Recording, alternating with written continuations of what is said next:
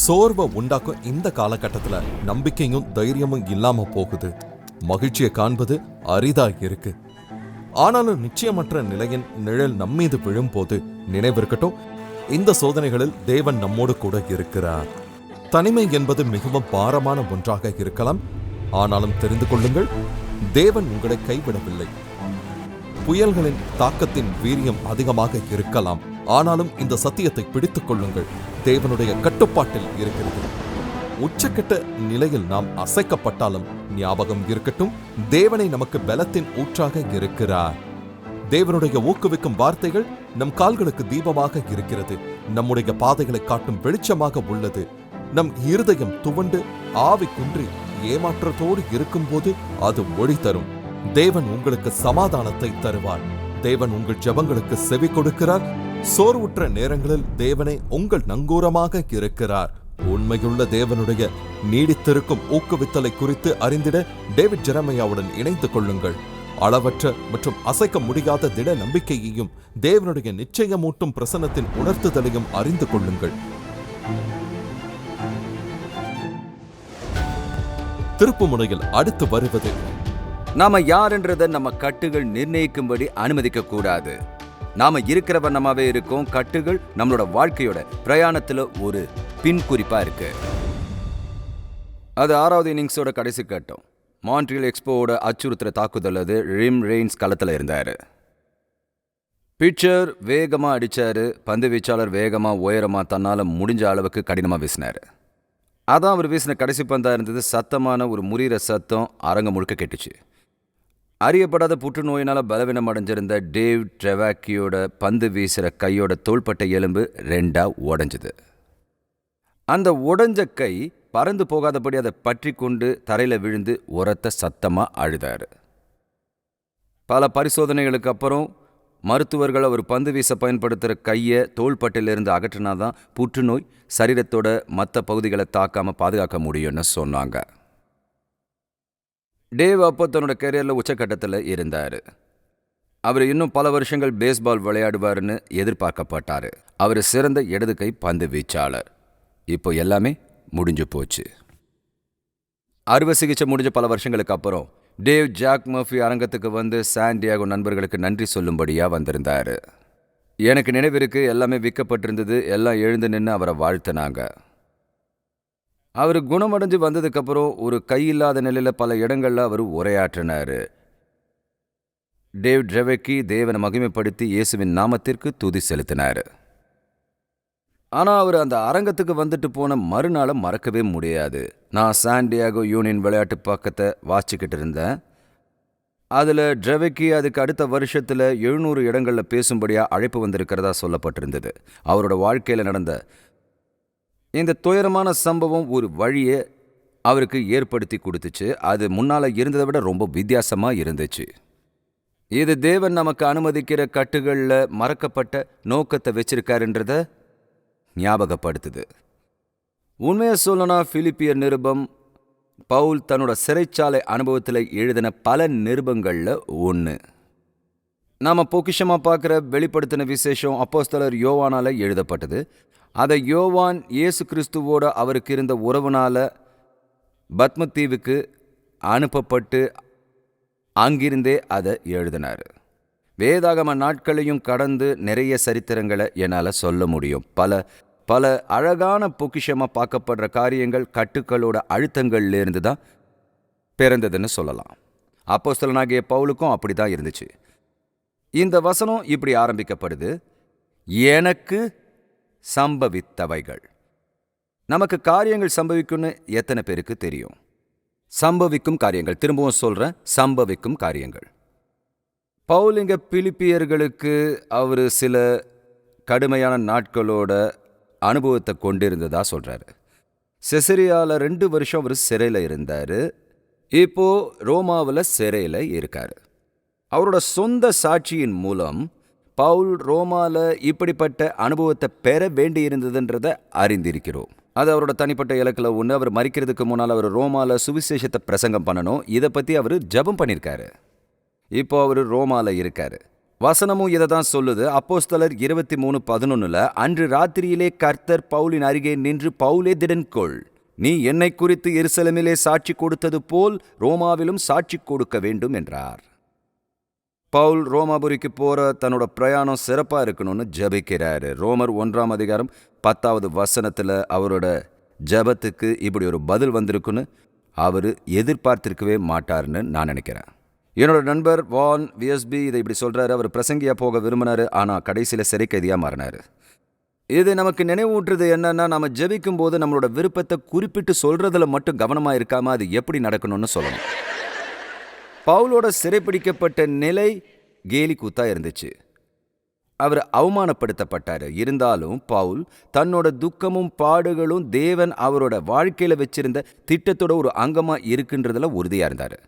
அவர் கொரிந்தியருக்கு எழுதும்போது சொல்றாரு, அதாவது அந்தபடி நான் பலவீனமாய் இருக்கும்போதே பலமுள்ளவனாய் இருக்கிறேன். ஆகையால் கிறிஸ்துவின் நிமித்தம் எனக்கு வரும் பலவீனங்களிலும் நிந்தைகளிலும் நெருக்கங்களிலும் துன்பங்களிலும் இடுக்கண்களிலும் நான் பிரியப்படுகிறேன்.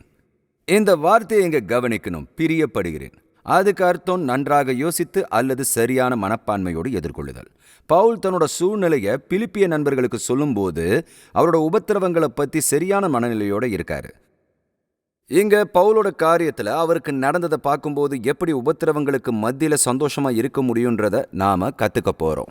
எனக்கும் பள்ளத்தாக்கின் வழியா நடந்து போற இதை வாசிக்கிற எல்லாருக்கும் அவரோட இந்த விளக்கங்கள் எல்லாமே ரொம்ப பெரிய உற்சாகத்தை அளிக்கக்கூடியதா இருக்கும். இந்த நிருபத்துல 1:12 துவக்கத்துல பவுல் கட்டுகளை நம்ம வழக்கமா பார்க்கக்கூடிய விதத்துல நாம பார்க்க வேண்டான்றதுக்கு 7 கோட்பாடுகளை அவரு நமக்கு தெளிவா சொல்றாரு. பொதுவா நாம நினைப்போம், தேவனே இதை என்னை விட்டு அகற்றிடும், இல்லைன்னா இதிலிருந்து என்னை அகற்றிடும் என்று சொல்வோம். ஆனா பவுல் என்ன செஞ்சாருன்றதையும் அவருக்கு இருந்த சரியான மனநிலையும் நீங்க இங்க கவனிக்க விரும்புறேன். அவர் எங்க இருந்தாருன்றதையும் அது அவரை எப்படி பாதிச்சதுன்றதையும் ஆராய்ஞ்சு பார்க்குறாரு. இதுதான் முதல் கோட்பாடு. கட்டுகள் சுவிசேஷத்தின் நிலையை பிரபலமாக்குகிறது. பிலிப்பியர் 1:12 சொல்லுது, சகோதரரே, எனக்கு சம்பவித்தவைகள் சுவிசேஷம் பிரபலமாகும்படிக்கு ஏதுவாயிற்றென்று நீங்கள் அறிய மனதாய் இருக்கிறேன். பவுல் சிறையில் இருந்த தன்னோட தற்போதைய நிலையை சொல்லும்போது கவனிங்க, அவர் சிறையில் உணவு எவ்வளோ மோசமாக இருந்தது, ராத்திரியில் எவ்வளோ குளிராக இருந்ததுன்னு சொல்லலை. தன்னோட தனிப்பட்ட சௌகரியங்களை பற்றி அவர் பேசவே இல்லை. சிறையில் இருக்கிறதுனால அவருக்கு ஏற்பட்ட அசௌகரியங்களை பற்றி அவர் பேசலை. அவரோட நோக்கம் எல்லாமே சுவிசேஷமும் அதனுடைய முன்னேற்றமுமா தான் இருந்துச்சு. அவரோட வாழ்க்கையில் நடக்கிற எல்லாமே கிறிஸ்துவுக்காக உலகத்தை ஆதாயப்படுத்துறதா தான் இருந்துச்சு.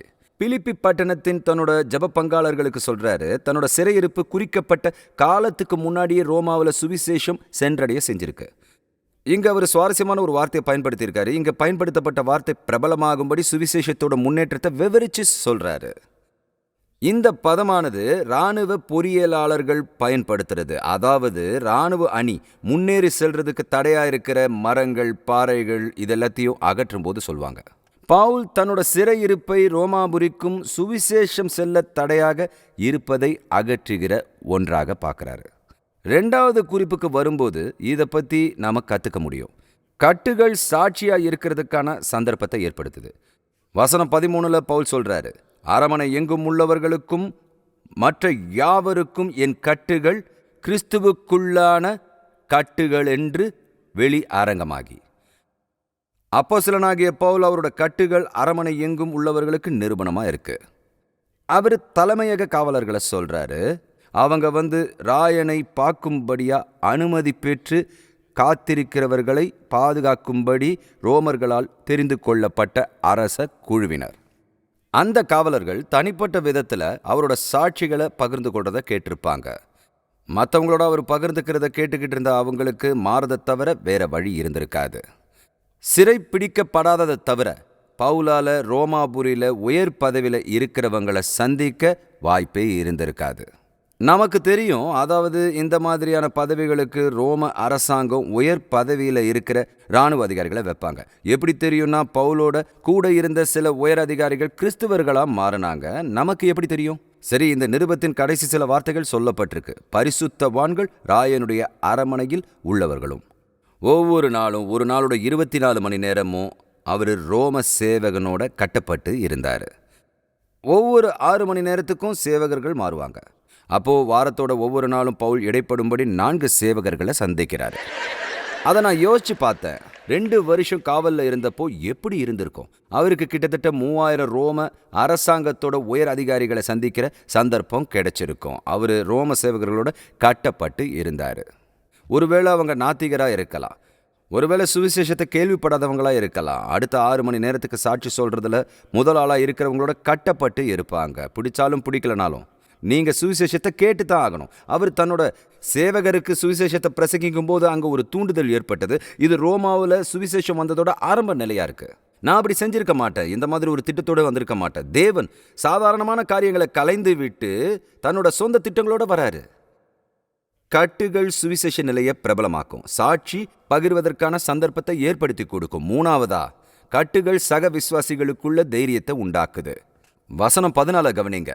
சகோதரரில் அநேகர் என் கட்டுகளாலே கர்த்தருக்குள் திடன் கொண்டு பயமில்லாமல் திருவசனத்தை சொல்லும்படி அதிகமாய் துணிந்திருக்கிறார்கள்.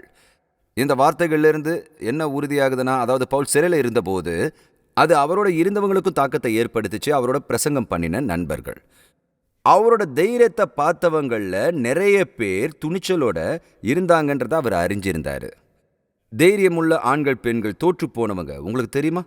உபத்திரவம் கனி கொடுக்கக்கூடியதா இருக்கு. ஒருவேளை அது என்னமா இருந்திருக்குமோன்னு கூட சில பேர் யோசிக்கிறது உண்டு. தேவன் உபத்திரவத்தை பயன்படுத்தி அவங்க என்ன செய்யணும்னு விரும்பினாரோ அதை அவங்களே மனப்பூர்வமாக செய்யும்படி செஞ்சது சுவாரஸ்யமா இருக்கு இல்லையா? உதாரணமா, சபையோட ஆரம்ப காலத்தில், அதாவது பெரிதான கட்டளைக்கு முன்னுரிமை கொடுக்கப்பட்டப்போ அந்த கட்டளைகள் ரொம்ப தெளிவாக இருந்தது. நீங்கள் எருசலேமிலும் சமாரியாவிலும் யுதேயாவிலும் பூமியின் கடைசி பரியந்தமும் சென்று. ஆனால் பிரச்சனை என்னன்னா, எருசலேமிலேயே சுவிசேஷம் சிக்கிக் கொண்டது. தேவன் எருசலேமுக்கு சென்று ஆரம்பியுங்கள், ஆனால் அங்கே தங்கிவிடாதீர்கள்னாரு. என்ன நடந்துச்சுன்னு நான் உங்களுக்கு வாசிச்சு காட்டுறேன். அப்போஸ்தலர் அதிகாரம் 8 வசனம் 3 மற்றும் 4. அக்காலத்திலே எருசலேமில் உள்ள சபைக்கு மிகுந்த துன்பம் உண்டாயிற்று. யாவரும் சிதறப்பட்டு போனார்கள். சிதறிப்போனவர்கள் எங்கும் திரிந்து சுவிசேஷ வசனத்தை பிரசங்கித்தார்கள். தேவன் உபத்திரவத்தை தன்னோட நோக்கத்தை நிறைவேற்ற பயன்படுத்தினாரு. மனப்பூர்வமாக போயிருக்க மாட்டாங்க. அவர் உபத்திரவத்தை அனுப்ப அவங்க போயாக வேண்டியிருந்தது. நான் எதையும் உங்களுக்கு சொல்லணும், என்னோட வாழ்க்கையில் இந்த தைரியம் உள்ள பாடுகள் எப்படி ஒரு தொற்று போல தாக்கத்தை ஏற்படுத்தியிருக்குன்னு பார்த்துருக்கேன். எனக்கு ஒரு தேவ மனுஷனோட மரணம் ஞாபகம் இருக்குது. அந்த நபரோட பெயர் பால் கால்சன். அவர் காங்கோவுக்கு போன ஒரு மிஷினரி. அந்த சம்பவங்கள் ஞாபகம் இருக்குது, உங்களுக்கும் தெரியும்னு நினைக்கிறேன். எக்வடாரின் அக்வாஜ் இந்தியர்களுக்கு மிஷினரியாக சென்ற ஜிம் எலியாட், அப்புறம் செட் பிட்டர்மேன் கொலம்பியாவுக்கு போன மிஷினரி. இந்த ஜனங்கள் எல்லாமே அருட்பணி ஊழிய பயிற்சி நிகழ்ச்சிகள் மூலமாக போன மிஷினரிகளை விட அதிகப்படியான மிஷினரிகளை உருவாக்கியவர்களாக இருக்காங்க. மக்கள் துணிச்சலை பார்க்கும்போது காந்தம் மாதிரி அது பக்கமாக இழுக்கப்படுறாங்க. வேதம் சொல்லுது, பவுல் சிறைக்கு போனப்போ அவர் கட்டுக்கள்ல இருக்கிறத பார்த்த சகோதரர்கள் அவங்க துணிச்சல் அடைஞ்சு பயம் இல்லாமல் வார்த்தையை பிரசங்கிச்சாங்களாம். 4வதா, கட்டுகள் நம்ம நட்புகளோட குணாதிசயத்தை நிரூபிக்குது. இந்த இடத்துல இந்த சின்ன பகுதியில் நிறைய விஷயம் அடங்கி இருக்கு. ஆனால் இதை நீங்கள் கவனமாக பார்த்தீங்கன்னா அதை நாம் திறந்து அதில் என்ன இருக்குன்னு நம்மளால் பார்க்க முடியும். வசனம் 15, இதை பவுல் சிறையில் இருக்கும்போது சொல்றாரு. சிலர் பொறாமையினாலும் விரோதத்தினாலும் சிலர் நல்மனதினாலும் கிறிஸ்துவை பிரசங்கிக்கிறார்கள். சிலர் என் கட்டுகளோட உபத்திரவத்தையும் கூட நினைத்து சுத்த மனதோடு கிறிஸ்துவை அறிவியாமல் விரோதத்தினாலே அறிவிக்கிறார்கள். சுவிசேஷத்திற்காக நான் உத்தரவு சொல்ல ஏற்படுத்தப்பட்டவன் என்று அறிந்து சிலர் அன்பினாலே அறிவிக்கிறார்கள். இதனால் என்ன? வஞ்சகத்தினாலாவது உண்மையினாலாவது எப்படியாவது கிறிஸ்து அறிவிக்கப்படுகிறார். அதனால் சந்தோஷப்படுகிறேன், இன்னமும் சந்தோஷப்படுவேன். இங்கே இதான் நடக்குது. பவுல் சிறையில் இருக்காரு. அதில் சிலரை பார்க்குறாரு. அவங்க அவரோட சகோதரர்கள் அவர்கிட்ட சபையில் என்ன நடந்துகிட்டு இருக்குன்னு தொடர்ந்து சொல்லிக்கிட்டே இருக்க தகவல்களை பெற்றுக்கொள்கிறாரு. அவங்க என்ன சொல்கிறாங்கன்னா, அவரோட கூட இருந்த சில சகோதரர்கள் தங்களோட சொந்த லாபத்துக்காக அவரோட சிறையிருப்பை சாதகமாக பயன்படுத்துறதா சொல்கிறாங்க. உண்மையிலேயே அவங்க எல்லாம் சிறப்பாக இருக்கும்படியாக பவுலோட வாழ்வோட கட்டுகளை அவங்க பயன்படுத்திக்கிட்டாங்க. இன்னைக்கு அந்த மாதிரி நடக்கிறது இல்லைன்னு தெரியும், ஆனால் வேதாகம காலத்தில் அப்படி நடந்தது. இவங்க எல்லாரும் கள்ள போதகர்கள் கிடையாது. அவங்களும் சுவிசேஷத்தை தான் பிரசங்கம் பண்ணாங்க. ஆனால் அவங்க பவுலோட சிறைவாசத்தை தேவனுக்கு அடுத்த காரியங்களுக்கு பயன்படுத்தாததை பார்க்குறாரு. தவறான காரணங்களுக்காக பிரசங்கம் பண்ணுறவங்களை குறித்து சொல்லும்போது அவர் ஒரு சுவாரஸ்யமான வார்த்தையை சொல்கிறாரு. அவங்க எல்லாம் சொந்த குறிக்கோள்களோட பிரசங்கம் பண்ணுறதா சொல்கிறாரு. அந்த பகுதியோட அர்த்தம், ஜனங்க உங்களுக்கு ஆதரவு அளிக்கும் விதமாக பிரச்சாரம் பண்ணி அவங்கள இழுக்கிறது. அவங்களோட குறிக்கோள் ஜனங்கள் அவங்கள பின்பற்றும்படி செய்யணும். பவுலோட குறிக்கோள் ஜனங்க கிறிஸ்துவை பின்பற்ற வேண்டும். அவங்க ஜனங்க தங்களை பின்பற்றுபவர்களாக இருக்கும்படி செய்திட பவுலோட சிறைவாசத்தை அவங்க பிரசங்கம் பண்றதுக்கு ஒரு அடித்தளமா வச்சுக்கிட்டாங்க. ஆனா பவுல் என்ன சொல்றாருன்னு பாருங்க. அதுக்கு விரோதமா அவரு போகல. அவங்கள திருத்தும்படி யாரையும் அனுப்பல. அவரே சரிப்படுத்தினாரு. அவர் ஒரு தீர்வுக்கு வரும்படி முயற்சி பண்றாரு. அவர் என்ன சொன்னாருன்னு கவனிங்க. கிறிஸ்து பிரசங்கிக்கப்படுவதில் அவர் சந்தோஷப்படுறாரு. அது அவர் எதிர்பார்த்த விதத்தில் இல்லாமல் இருந்தாலும் பரவாயில்ல. அவருக்கு தெரியும் கிறிஸ்து அந்த செய்தியின் நோக்கத்தினால கனப்படுத்தப்படாம போனாலும் கிறிஸ்து நிச்சயம் அந்த செய்தியை கனப்படுத்துவார். உங்களுக்கு தெரியுமா, சில நேரங்களில் இயேசு கிறிஸ்துவை அறியாமல் இருக்கிற ஒருத்தர் ஒரு பிரசங்கத்தை செஞ்சா கூட ஜனங்க ரட்சிக்கப்பட முடியும் இல்லையா? பிரசங்கியார்கிட்ட அந்த வல்லமை இல்லை, செய்திக்கு தான் வல்லமை இருக்கு. நீங்க அந்த செய்தினால விடுவிக்கப்படுறீங்க. அதனால பவுல் சொல்றாரு, எனக்கு இது பிடிக்கல, ஆனாலும் அந்த ஜனங்களை பத்தி எனக்கு ஒரு வெளிப்பாடு இருக்கு. உங்களை எத்தனை பேருக்கு நீங்க கட்டுகள் இருக்கும்போது உங்க நண்பர்கள் யாருன்னு தெரிஞ்சுக்க முடியும்னு தெரியும்? அது உண்மைதானே? உங்களோட உயிர் நண்பர்கள்னு நீங்க நம்பின சிலரை யாருன்னு கட்டுகள் காட்டு கொடுத்துடும். பவுல் சிறைக்கு போனப்போ தன்னோட நண்பர்களை கண்டு கொண்டார். இதுல என்ன விஷயம்னா, இந்த இடத்துல பவுல் ஒரு காரியத்தை குறித்து கவனமா இருந்தார். சுவிசேஷம் பிரசங்கிப்பது யாருன்னு கவலை இல்லை, பேசுகிற விஷயம் எனக்கு பிடிக்கல, சரின்னு கூட தோணல, ஆனால் தேவனுக்கு ஸ்தோத்திரம், தேவனுடைய வார்த்தை சுதந்திரமாக அறிவிக்கப்படுகிறது. அஞ்சாவதா, கட்டுகள் நம்ம வாழ்க்கையில் வளர்ச்சியை தூண்டுது. வசனம் 19 அப்புறம் 20 சொல்றாரு, அது உங்கள் வேண்டுதலினாலும் இயேசு கிறிஸ்துவினுடைய ஆவியின் உதவினாலும் எனக்கு ரட்சிப்பாக முடியும் என்று அறிவேன்.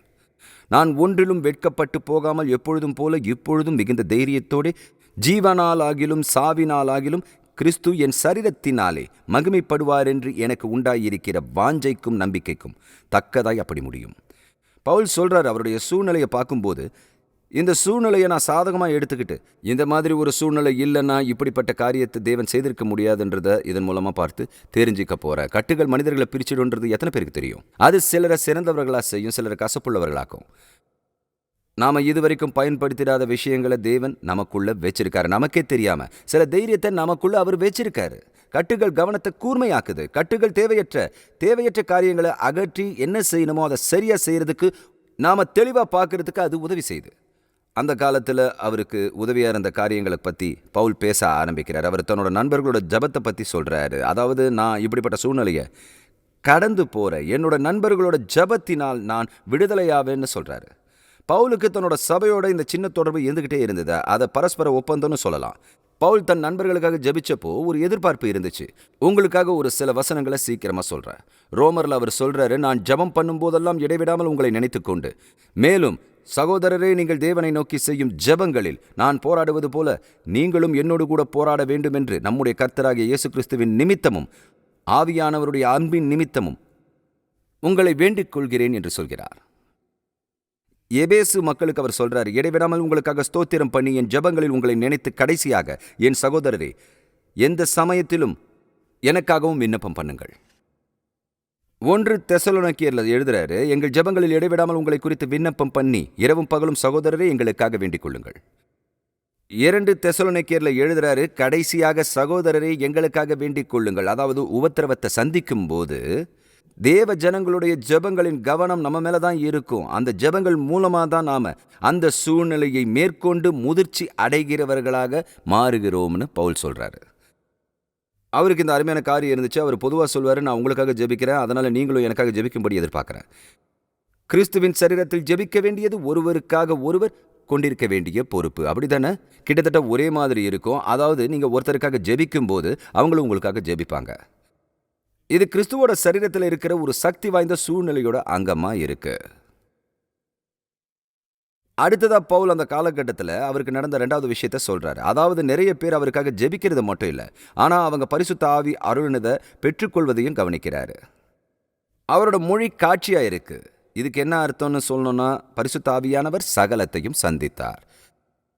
இதை நீங்க கவனிச்சிருக்கீங்களான்னு தெரியல, ஆனா நீங்க கட்டுகளில் இருக்கும்போது இது உண்மை இல்லைன்னு எனக்கு தெரியும். ஆனா தேவன் உங்களுக்கு நெருக்கமா இருக்கிற மாதிரி தோணும். தேவன் எப்பவும் இருக்கிற விதமா எல்லா இடங்கள்லையும் இருக்கிறாரு, இல்லைனா சர்வ வியாபியா இருக்கிறதுனால அவர் இருக்கிற விதமா அப்படியே இருப்பார்னு தெரியுமா? திருவிருந்தின் போது அவர் இதுவரைக்கும் இல்லாத விதத்தில் உங்களுக்கு நெருக்கமாக இருக்காருன்னு சொல்கிறது உண்மை இல்லை. ஆனால் திருவிருந்தின் போதும் இப்படி கட்டுக்களின் போதும் என்ன நடக்குதுன்னு சொல்லணும்னா, நம்ம தேவனுடைய பிரசன்னத்துக்கு அதிக உணர்வுள்ளவர்களாக முற்றிலுமாக மாறிடுறோம். அது உண்மைதானே? அது என்னவோ தேவன் ஒரு நாற்காலியை இழுத்து நம்ம பக்கத்தில் போட்டு உட்காந்து தோள் மேலே கை போட்டு தட்டி கொடுக்குற மாதிரி இருக்கும். தேவன் அந்த நேரத்தில் நம்ம பக்கமாக வரலை. அந்த சூழ்நிலையின் நிமித்தமாக நாம தான் அவர் பக்கமாக நெருங்கி வந்திருக்கோம். எனக்கு ஒரு அனுபவம் இருந்திருக்கு. நான் புற்றுநோயினால் பாதிக்கப்பட்டப்போ அதிலிருந்து நான் தெரிஞ்சுக்கிட்ட அருமையான காரியங்களை இதுவும் ஒன்று. அது நடந்தப்போ நான் தேசம் முழுக்க போய் வானொலியில் பிரசங்கம் பண்ணிட்டு இருந்தேன். நிறைய பேர்கிட்ட இருந்து எனக்கு கடிதங்கள் வந்தது. நான் நல்லா இருந்ததுக்கப்புறம் கொஞ்ச நாள் திரும்பவும் மேடைகளில் ஏறினேன். அப்போ ஒரு நபர்கிட்ட இருந்து ஒரு கடிதம் வந்தது. அன்புள்ள டாக்டர் ஜெரமையா, நீங்கள் கடந்து வந்த பாதையை அறிந்திருக்கிறேன், நான் பார்த்திருக்கிறேன். நீங்கள் அதை கடந்து வருவதைக் கண்டு உங்களுக்காக ஜெபித்து வந்து கொண்டிருந்தேன். ஒரு காரியத்தை சொல்கிறேன், நீங்கள் திரும்பி வந்ததுக்கப்புறம் இப்போ தான் சிறப்பாக பிரசங்கிக்கிறேன்னாரு. இது ரெண்டு பக்கம் விமர்சனம் மாதிரியானது. அதாவது ஏன்னா முன்னாடி எவ்வளோ மோசமாக பிரசங்கிச்சேன்னு யோசித்தேன். ஆனால் அவர் சொன்னார், முன்னால் இருந்ததை விட நீங்கள் புற்றுநோயிலேருந்து மீண்டு வந்ததுக்கப்புறம் தான் சிறப்பாக இருக்கீங்கன்னு சொன்னார். அது சொல்கிறது ஒரு நல்ல காரியம் எனக்கு தோணுச்சு. இருந்தாலும் அதில் நகைச்சுவையான விஷயம் என்னன்னா, அவர் கேட்டது எல்லாமே நான் வியாதிப்படுறதுக்கு முன்னாடி பேசின வானொலி நிகழ்ச்சிகள். புரிஞ்சிருச்சா? ஆனால் ஒரு நாள் அதை பற்றி யோசிச்சப்போ எனக்கு இது தோணுச்சு. நான் சிறப்பாக பிரசங்கம் பண்ணலை, அவர் சிறப்பாக கேட்க ஆரம்பிச்சிருக்காரு. நீங்கள் ஒரு சூழ்நிலையை கடந்து போகிறீங்கன்னு ஜனங்களுக்கு தெரியும் போது அவங்க முன்னால் இருந்ததை விட இப்போ வேறொரு கண்ணோட்டத்தில் உங்களை கவனிக்க ஆரம்பிப்பாங்க. உங்ககிட்ட யாராவது எப்போவாது இப்படியெல்லாம் வந்து சொல்லியிருக்காங்களே, நீங்கள் கடந்து போகிற சூழ்நிலை தெரியும், நான் என்ன அனுபவிக்கிறேன்னு உங்களுக்கு எப்படி தெரியும்னு. ஆனால் நீங்கள் ஒரு பாதையில் போகிறத அவங்க தெரிஞ்சுக்கும் போது அவங்க நீங்கள் சொல்கிறத உணர்வுபூர்வமாக கவனிப்பாங்க. இங்கே பவுல் இதை தான் சொல்லிக்கிட்டு இருக்காரு. அடுத்ததாக அவர் தன்னோட தனிப்பட்ட தீர்மானத்தை பற்றி பேசுகிறாரு. அவர் சொல்கிறாரு, நான் பரிசுத்தவான்களின் ஜெபங்களால் மீண்டு வருகிறேன், பரிசுத்த ஆவியினால் அருளப்படுபவற்றாலும் என்னுடைய சொந்த தீர்மானத்தின் மூலமாகவும் இவற்றிலிருந்து மீண்டு வருகிறேன். இந்த சூழ்நிலையை கடந்து வருவாருன்னு அவர் உறுதியாக இருந்தார். அவர் தன்னோட மனப்பான்மையை விளக்கும் போது எனக்கு உண்டாயிருக்கிற வாஞ்சைன்னு சொல்கிறாரு. அவர் பயன்படுத்துகிற அந்த வார்த்தையை கவனிங்க. இங்கே அவர் பயன்படுத்துகிற வார்த்தை ஏற்ற வார்த்தையாக இருக்குது. அதாவது நீங்கள் ஒரு விஷயத்தை கூர்ந்து கவனிச்சுக்கிட்டு இருக்கும்படி மற்ற காரியங்கள்லேருந்து உங்கள் கண்கள் விளக்கப்படுறத குறிக்கிது. நீங்கள் வேற எதையும் பார்க்காம ஒன்றையே பார்த்துக்கிட்டு இருக்கீங்கன்றதை கவனிச்சு பாருங்க. இந்த காலத்தை கடந்து வருவாருன்னு பவுலுக்கு தெரியும். இந்த சிறையிருப்பு கட்டுகள் மாறும். அவர் தன்னோட சாட்சியை காத்துக்கொள்ளும் விதமாக இந்த நேரத்தில் நோக்கத்தோடு இருக்கிறாருன்னு தெரியும். அவர் எழுதும்போது நான் வெட்கப்படுவதற்கு ஒன்றுமே இல்லைன்னு சொல்றாரு. மேலும் அவர், நான் எப்பொழுதும் போல் இப்பொழுதும் தைரியத்தோடு, வேற வார்த்தையில் சொல்லணும்னா நான் யார் என்பதை இந்த சிறை அனுபவம் மாற்றிட இடம் தர விரும்பவில்லை. நாம யாருன்றதை நிர்ணயிக்க நம்மளோட கட்டுகளுக்கு நாம இடம் தரக்கூடாது. நாம இருக்கிற வண்ணமாகவே இருக்கணும். கட்டுகள் நமக்கு வாழ்வின் பிரயாணத்தில் பின்குறிப்பா இருக்கு. பவுல் தன்னோட கட்டுக்கள்ல இருக்கிற சந்தர்ப்பத்தை பயன்படுத்தி உரக்க கிறிஸ்துவை பிரகடனம் செய்தாரு. நிறைய பேர் கட்டுகள்ல அமைதியா இருக்கும்போது பவுல் தன்னோட சத்தத்தை உயர்த்தினாரு. அவருக்கு உறுதி இருந்தது, தன்னோட சரீரத்தின் மூலமா கிறிஸ்து மகிமைப்படுவார், ஜீவனாலாகிலும் மரணத்தினாலாகிலும் என்கிறார். அதாவது அந்த நேரத்தில் பவுலுக்கு அவரோட சரீரம் பிரயோஜனமற்றதாக காணப்பட்டுச்சு. ரோம சேவகனோடு கூட 24 மணி நேரமும் கட்டப்பட்டவராக இருந்தார். ஆனால் அதுக்கப்பால் அவர் பார்த்தாரு, அவரோட சரீரம் இயேசு கிறிஸ்துவை மகிமைப்படுத்தும் வாகனமாக இருக்குன்றதை அவர் நிர்ணயிச்சு இருந்தார். அவர் தீமோத்தேயுவுக்கு எழுதின நிருபத்தில் தன்னோட சூழ்நிலையை இப்படியா விளக்குறாரு. இந்த சுவிசேஷத்தின் நிமித்தம் நான் பாதகன் போல கட்டப்பட்டு துன்பத்தை அனுபவிக்கிறேன், தேவ வசனமோ கட்டப்பட்டிருக்கவில்லை. பவுலுக்கு தெரியும், அவர் கட்டப்பட்டு இருந்த போதிலும் தேவனோட வார்த்தை தமது ஜீவனை அர்ப்பணித்த அந்த வார்த்தை அவரிடம் இருந்த சாட்சியின் மூலமா சுலபமா அறிவிக்கப்படுறதா அறிஞ்சிருந்தார். பல நேரங்களில் தேவன் நம்முடைய வாழ்க்கையோட கட்டுகளை அவரை பார்க்கும்படியான கண்ணாடியை அவர் மாற்றிக்கொள்கிறார். அதனால இங்க ஒரு பாஸ்டரா நிறைய பேர் என்கிட்ட வந்து சொல்லியிருக்காங்க. அதாவது அடக்கத்துக்கு வந்த அவங்க அயலகத்தார், இல்லைன்னா மருத்துவமனைக்கு வந்த அவங்க நண்பர்கள் எல்லாரும் நீங்கள் சூழ்நிலைகளை கையாளுற விதம் ரொம்ப வித்தியாசமாக இருக்குன்னு சொல்கிறத கேட்டிருக்காங்க. அவங்களுக்கு அது புரியாது. உங்கள் விசுவாசத்துக்கான காரணத்தை கேட்பாங்க. பாடுகள் அப்புறம் உபத்திரவங்களோட அனுபவங்கள் மூலமாக தான் ஆத்துமா பலப்படுத்தப்படுகிறது. நாம் மேற்கொள்வதற்கு என்று ஒரு அளவுகோல் இல்லாவிட்டால் பலன் பெறக்கூடிய ஒரு அற்புதமான ஐஸ்வர்யமான அனுபவத்தை மனுக்குலம் இழந்திடும். சகோதர சகோதரிகளே, சிகரத்தின் உச்சியை 1 மணி நேரத்தில் அடைய முடியும்னா அதை நாம் பாராட்டுவதில்லை. நம்ம இக்கட்டான சூழ்நிலைகளை கடக்கும்போது தேவன் சிறந்த நேரங்களை பற்றி புரிஞ்சிக்க நமக்கு உதவி செய்வார். அது உண்மைதானே? இந்த நிலையில் இருந்திருக்கோம், இப்போ இங்கே இருக்கோம். நம்ம பின்னால் திரும்பி பார்க்கும்போது அந்த இக்கட்டான காலங்களுக்காக தேவனுக்கு நன்றி சொல்கிறோம். ஆனால் அவர் நம்ம மீட்டு வந்ததன் சந்தோஷத்தோடு அவருக்கு நன்றி செலுத்துகிறோம். கட்டுகள்ன்றது சுவாரஸ்யமான ஒன்றுன்றத உங்களுக்கு நான் சொல்கிறேன். கட்டுகள் வாழ்க்கையை ஒரு கண்ணோட்டத்தோட பார்க்க நமக்கு உதவுது. பவுல் இந்த பகுதியில் கடைசியா என்ன சொல்றாருன்னா, ஜீவனாலாகிலும் சாவினாலாகிலும் கிறிஸ்து எனக்கு ஜீவன், சாவு எனக்கு ஆதாயம் என்கிறார். இந்த மாதிரி யாராவது சொல்ல கேட்டிருக்கீங்களா? பரலோகம் போகணுமா இல்லை இங்கேயே இருக்கணுமான்னு எனக்கு தெரியல. பவுல் இயேசு கிறிஸ்து மேல அன்பு கொண்டிருந்தார். பரலோகத்தில் தேவனோட நேரத்தை செலவிடணுன்ற எண்ணம் பூமியோட காரியங்களை கடந்ததா அவருக்கு இருந்துச்சு. நிச்சயமா பவுல் இந்த பூமியில் அதிகப்படியான காலங்களை சிறையில தான் கழிச்சாரு. அதனால எனக்கு புரியுது. ஆனா அவர் ஒவ்வொரு நாளும் இந்த தேர்ந்தெடுப்பின் நிலையின்படி வாழ்ந்தாரு. அவர் சொல்றாரு, பரலோகம் போவனா இங்கே இருப்பனான்னு தெரியாது. அவர் கடைசியா ஒரு முடிவுக்கு வந்துட்டாரு. அதாவது அவருடைய தேவை சபைகளுக்கும் பிலிப்பியர்களுக்கும் வேணும். அதனால ஒரு தீர்மானத்தோட இப்படி சொல்றாரு, கர்த்தருடைய கிருபையினாலே நான் உங்களோடு கூட இங்கே இருக்கிறேன். இது ஒரு சிறந்த மனப்பான்மை. நீங்க கிறிஸ்தவராகும் போது உங்க வாழ்க்கையிலும் ஜீவனுக்கும் மரணத்துக்கும் இருக்கிற உறவிலையும் ஒரு சம்பவம் நடக்குது. எனக்கு தெரிஞ்சு யாரும் மரிக்கிறத விரும்புறதில்ல. ஆனா மரணத்தை குறித்த பயம் இல்லை. மேலும் நம்ம இயேசு கிறிஸ்துவை அறிஞ்சிக்கும் போது நம்ம எதிர்காலத்தில் மரணம் ஒரு அபாயமா இருக்கிறது இல்லை. ஏன்னா நமக்கு தெரியும், இயேசு கிறிஸ்து மரணத்தை மிதித்து அதனுடைய வல்லமை உரிந்து கொண்டார். அவர் அந்த பயத்தை நம்ம கிட்ட இருந்து எடுத்து போட்டுட்டாரு.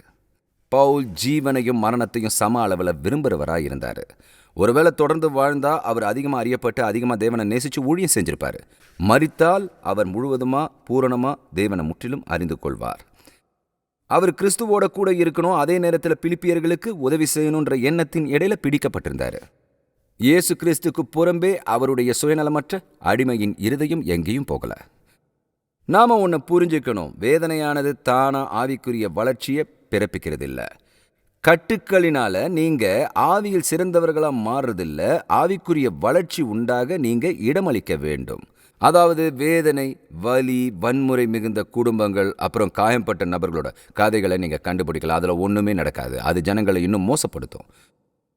உதவப்படுறதுக்கு பதிலாக ஊனப்படுத்தப்படுறாங்க. ஆனால் அன்பு நிறைஞ்ச ஜனங்கள் அல்லது அன்பான திருமண பந்தம் இல்லைனா அன்பு நிறைஞ்ச சூழ்நிலை இல்லை அன்பான அயலகத்தார் மத்தியில் நீங்கள் கட்டுக்களில் கடந்து வரும்போது ஆத்துமா பலப்படும் சம்பவத்தை நீங்கள் நிச்சயம் பார்க்க முடியும். ஆத்துமா மற்ற போஷாக்கு இல்லாமல் பட்டினியாயிருக்கும் போது அது கிரியை செய்திடாது. ஆனால் நீங்களோ ஆவிக்குரிய சூழ்நிலையில் உங்களை சுற்றி ஆவிக்குரிய காரியங்களோட இருக்கும்போது அந்த சூழ்நிலையில் கட்டப்பட்டிருந்தா நீங்கள் மாற்றம் பெறுவீர்கள்.